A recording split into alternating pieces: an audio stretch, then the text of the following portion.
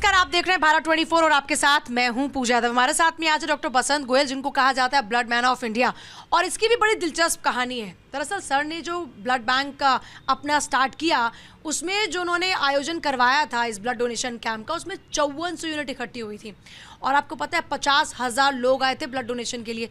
Sir, इतने सारे लोगों को इकट्ठा करना, इसकी कहानी मैं जानूंगी। पहले तो बहुत बहुत स्वागत आपका भारत 24 पर। मैं अभी सबसे पहले भारत 24 को धन्यवाद देना चाहता हूँ, क्योंकि वो छोटी छोटी बातें जन जन तक पहुँचाते हैं।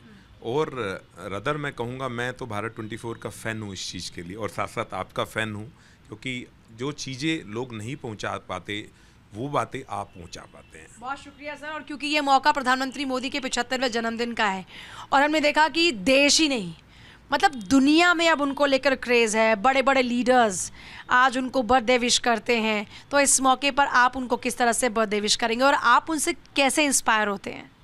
सबसे पहले तो मैं कहूँगा कि वो विश्व गुरु हैं, यशस्वी, ओजस्वी, जितने नाम उनको दिए जाएं उतने कम हैं। और आज मोदी जी जो हैं वो एक नाम नहीं है, वो एक प्रेरणा है यंगस्टर्स के लिए, एक युग है वो। आज यदि हम बात करें मोदी साहब की, तो जितने वर्ड उनके लिए बोले जाएं उतने कम हैं। पूरे विदेश से आप किसी कंट्री की बात कर लीजिए, छोटे से बड़े तक, हर कंट्री से विश आई है। हर कंट्री कह रहा है, कोई थैंक यू बोलता है, कोई फ्रेंड बोलता है, कोई कुछ ना कुछ अपनी सेल्फी उनके साथ शेयर कर सब कोई ना कोई अपनी सेल्फी कर रहा है, कोई ना कोई उनके साथ हाथ मिलाते हुए कर रहा है। तो मतलब ये एक ऐसा ऐतिहासिक पल है जो भारत देश में पहली बार हुआ है। भारतवासियों ने इसको पहली बार जिया है। मैं समझता हूँ ये एक इतिहास है जो इतिहास के पन्नों में लिखा गया। और ये जो 75वां जन्मदिन है, ये जन्मदिन नहीं है, ये महोत्सव है, जिस महोत्सव को पूरे भारत देश में हर जगह मनाया जा रहा है। और उसके अलावा मैं विदेश की बात करूं, अब तो भारत देश के अलावा पूरे विदेश में भी कोई ऐसी जगह नहीं है जहां नहीं मनाया जा रहा। तो मोदी जी, जो मैंने जैसे पहले बोला, एक युग हैं, उनसे हर आदमी को इंस्पायर होना चाहिए, सिर्फ मुझे नहीं, आपको नहीं। जितने यंगस्टर्स हैं, मैं पर्टिकुलरली ये चाहता हूं कि यंगस्टर्स उनकी बात को अडॉप्ट करें। और दूसरी बात, आज तक यदि आज से आप 10, 11, 12 साल पहले की बात करें, यदि हम लोग कहीं विदेश यात्रा पे जाते थे, जैसे मैं एक सिंगापुर का एग्जांपल आपको लेता हूँ, 17, 18 साल पहले मैं वहाँ पर गया। वहाँ पर वो लोग जैसे इंडियन को देखते थे ना, तो उनको एक ऐसा ना अजीब सा फील होता था कि ये लोग आ गए, ये तो डस्टबिन, हाँ बहुत पीछे हैं, डस्टबिन में डंप नहीं करेंगे, हमारे यहाँ तो गंदगी फैला देंगे। वो इस तरह बोलते थे, कम इन क्यू, कम इन क्यू। आज के टाइम यदि हम कहीं किसी भी यात्रा पे जाते हैं, तो वो लोग इंडियंस को फील कर पाते हैं, उनके दिल में एक अलग रिस्पेक्ट होती है। तो ये रिस्पेक्ट कहाँ से आई, उसका सारा क्रेडिट यदि कहीं जाता है तो वो हमारे यशस्वी, ओजस्वी प्रधान सेवक मोदी साहब को जाता है। एक बहुत बड़ा एग्जाम्पल मैं उनकी लाइफ का देना चाहता हूँ, जो मेरे लिए बहुत इंस्पायरिंग है। जब उनकी मदर एक्सपायर हुई, वो एक ऐसा वाकया था, चाहे कोई भी आदमी वो पत्थर का नहीं हो सकता, लेकिन उन्होंने 1-1.5 घंटे में उनका क्रीमेशन कर दिया। क्यों किया? उन्हें एक तो इतनी सारी योजनाएं आगे इनोग्रेट करनी थी, दूसरा यदि एक पूरा दिन, और जैसे और लोग एक्सपायर होते हैं तो पूरा पूरा दिन उनके ऊपर मालाएं होती, ये होती, तो उस दिन का खर्चा यदि आप देखें तो अरबों खरबों रुपए होता। ऐसा कोई व्यक्ति नहीं होता, ऐसा कोई मिनिस्टर नहीं होता जो वहाँ नहीं जाता। लेकिन उन्होंने उसको एकदम इम्प्लीमेंट करके 1.5 घंटे में अपने कंधों पे लिया और क्रीमेशन कर दिया। तो ये एक एग्जाम्पल है कि किस तरीके से भारत देश के प्रति वो किस तरह अपनी बातों को कह पाते हैं, ये एग्जाम्पल हैं। दूसरी बात, आज यदि हम बात करें, मैं ऑपरेशन सिंदूर की बात जरूर करना चाहूँगा। ऑपरेशन सिंदूर में यदि भारत देश के पास आज इतनी बड़ी टेक्नोलॉजी थी तो पूरा भारत देश बच पाया। अदरवाइज जैसे पाकिस्तान की प्लानिंग थी, वो पूरी प्लानिंग सिविलियंस के ऊपर थी। इतने सिविलियंस एक दिन में चले जाते कि हम इमेजिन भी नहीं कर सकते थे, और उसके बाद हमारी जीडीपी के ऊपर कितना फर्क पड़ता। तो इन सब बातों को लोगों को लगता है ऐसा कि उन्होंने बहुत जल्दी बंद कर दिया, अगले दिन भी युद्ध चलना चाहिए था। किसी ने इस बात को नहीं समझा कि उस दिन, अगले दिन न्यूक्लियर लड़ाई होती है, ये सिंपल लड़ाई नहीं थी। और जो हमने करना था हमने तो किया ना। जितने टेररिस्ट थे उनका कोई ऐसा अड्डा नहीं छोड़ा हमने, और 2-3 घंटे में ही हमारे लोग करके आ गए। तो मोदी जैसा व्यक्तित्व इस देश के लिए सबसे जरूरी है, जो होना चाहिए।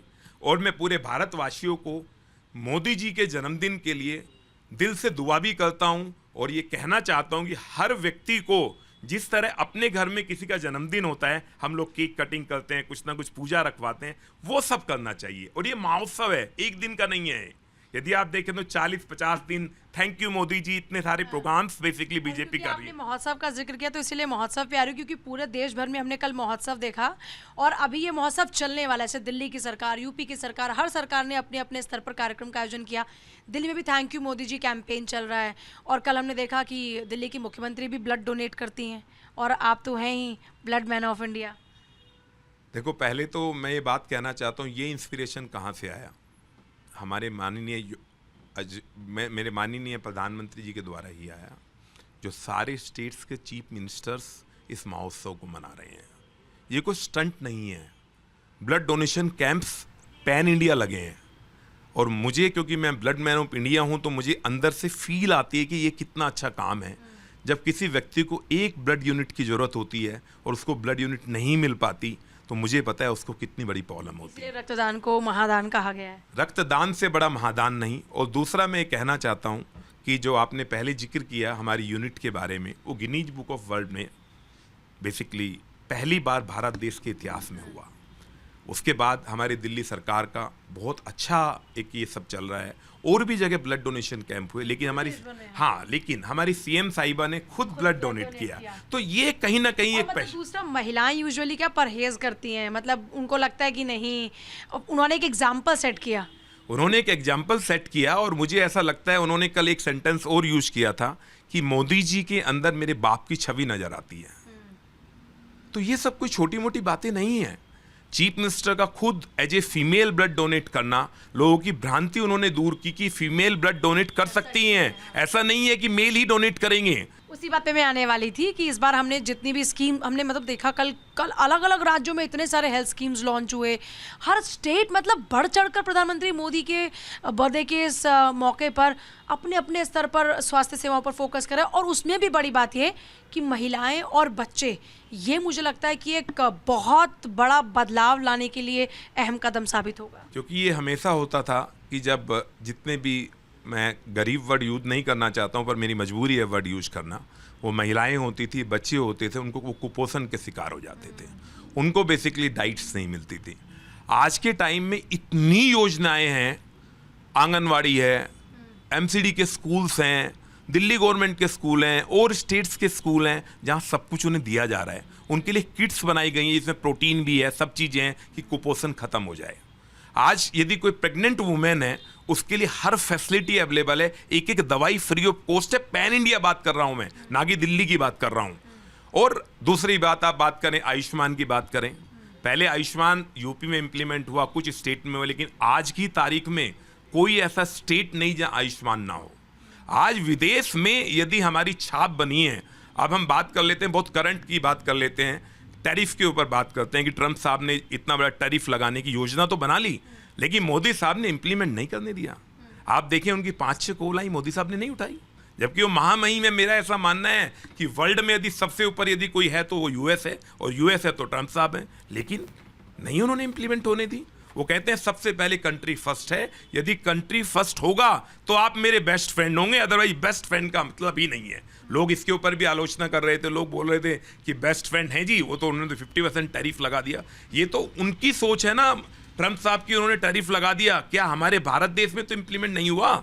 उन्होंने उनको बर्थडे विश किया, तो बर्थडे विश में सबसे पहले 12 बजे ट्रंप साहब का ही फोन आया, और उनके फोन के साथ साथ एक आश्चर्यचकित बात है, विश के साथ साथ उन्होंने सबसे पहला जो क्वेश्चन का था वो टैरिफ के ऊपर ही था कि आपको टैरिफ के साथ बात को खत्म करना होगा, ये टैरिफ इंडिया नहीं दे पाएगी। नहीं तो इंडिया आज अपने ऑप्शन लेके आ रही है। आप किसी भी चीज को देखो तो डिपेंडेंसी जिन जिन चीजों पे थी, आज आत्मनिर्भर भारत हो रहा है।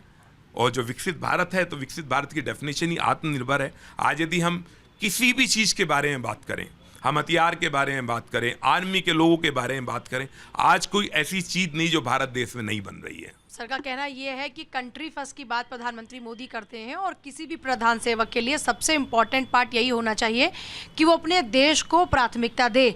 और इसीलिए प्रधानमंत्री नरेंद्र मोदी यूथ के लिए भी, हमारी आने वाली जनरेशन के लिए भी एक इंस्पिरेशन है। सर बहुत बहुत शुक्रिया हमारे साथ बातचीत के लिए, और प्रधानमंत्री मोदी को आपने बहुत सारी शुभकामनाएं दी। सर का कहना है कि प्रधानमंत्री मोदी की आयु लंबी हो ताकि भारत और तरक्की करे।